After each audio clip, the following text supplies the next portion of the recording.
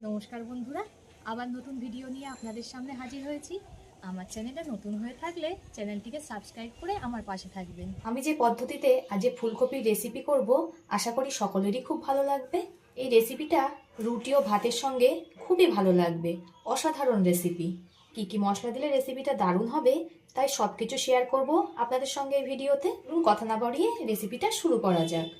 এখানে আমি একটা ছোট সাইজের ফুলকপিকে ঠিক এরম টুকরে কেটে একটু ভাপিয়ে নিয়েছি গরম জলে। আর এখানে 200 গ্রাম ছানা আছে, ছানাটাকে ভালো করে জল ঝরিয়ে শুকিয়ে নিয়েছি।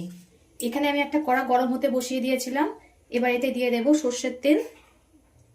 তেলটা গরম হয়ে গেছে, তেলের মধ্যে দিয়ে দেব 1 টুকরো দারচিনি, একটা তেজপাতা আর একটু 5 ফোড়ন।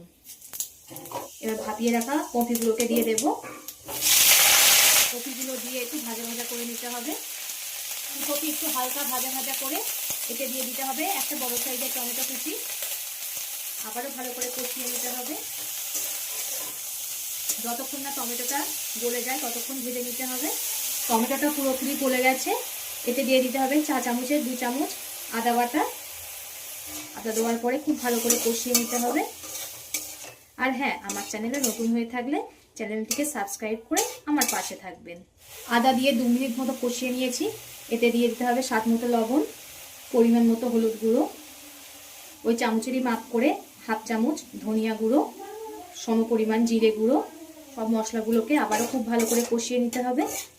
দিয়ে দেব একটা কাঁচা লঙ্কা মাঝখান থেকে চিড়ে। মশলাগুলো 1 মিনিট মতো কষিয়ে নিয়েছি। এবার এতে দিয়ে দেব যে ছানাটা করে রেখেছিলাম তার অর্ধেকটা এখন দিয়ে দেব। সব কিছুর সঙ্গে ছানাটা খুব ভালো করে কষিয়ে নিতে হবে। আরও 2 মিনিট মতো কষিয়ে নেব। আপনারা এইভাবে একবার ট্রাই করে দেখবেন, খুবই সুন্দর লাগে খেতে। ভাত বা রুটির সঙ্গে একেবারে জমে যাবে, এত দারুণ লাগে এটা খেতে। যে কোনো কিছুর সঙ্গে খুবই ভালো লাগবে, অবশ্যই একবার ট্রাই করে দেখবেন। আমার ছানাটা খুব ভালো করে কষানো হয়ে গেছে। এবার পরিমাণ মতো জল দিয়ে দেব।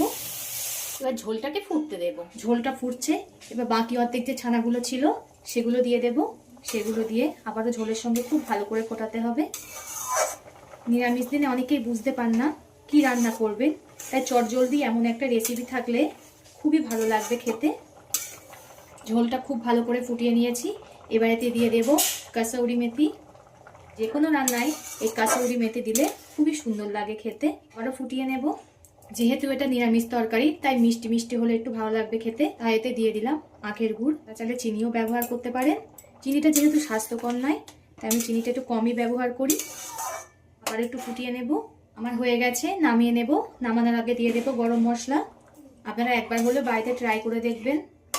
ভিডিওটা ভালো লাগলে লাইক ও শেয়ার করে দেবেন। কমেন্ট করে জানাবেন আপনাদের মতামত। পরবর্তী ভিডিওতে আপনাদের সঙ্গে আবার দেখা হচ্ছে।